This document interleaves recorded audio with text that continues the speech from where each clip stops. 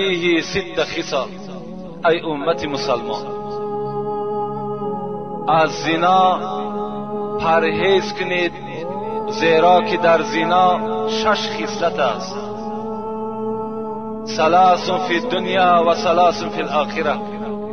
این 6 خصلت بعد این وعیدهای سخت 3 تاش در دنیا میبینین و 3 تا دیگرش در آخرت میچشین.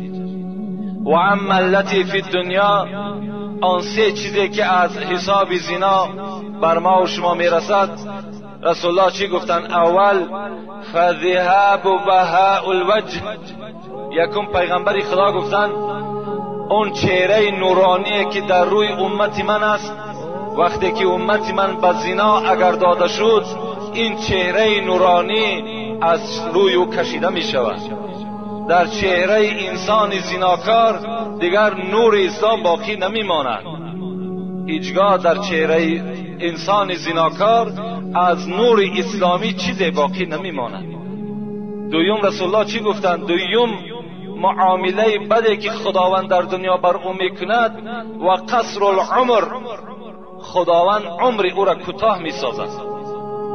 هر کسی که در دنیا زنا میکند خدا عمرش کوتاه بسازد و پیغمبر خدا هم گفتند عمرش کوتاه است. و سوم و دوام الفقر.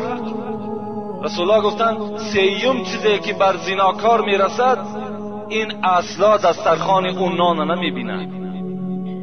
اگر چند دولت دارد، دولتی او تیز است که خراب میشود. اگرچه با تمام شرایط ها آماده کرده شده هم که باشد، خداوند البته قادر است که همه نعمت از این زناکارش بردارد. زیرا این زناکار بے انصاف است، زیرا این زناکار تجاوز در امر خدا کردگی است، با خدا جنجال کرده است، با خدا مبارزه برده است. البته خدای نعمت از او میبردارد. و اما التی فی الاخره، 3 عملی که خداوند در آخرت با زناکارا میکند، این چی است؟ اول فسخط الله تعالی. یکم غضب خدا بر بالای این بنده در روز قیامت است.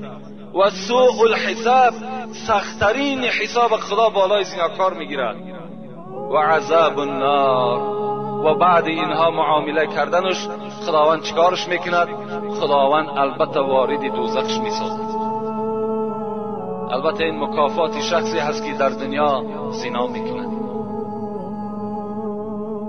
شمس الدین ذهبی میگوید در کتابش مکتوبا فی زبور، در کتاب زبور میگوید کتابت کرده شده بود این الزنات معلقون بفروجهم فی النار.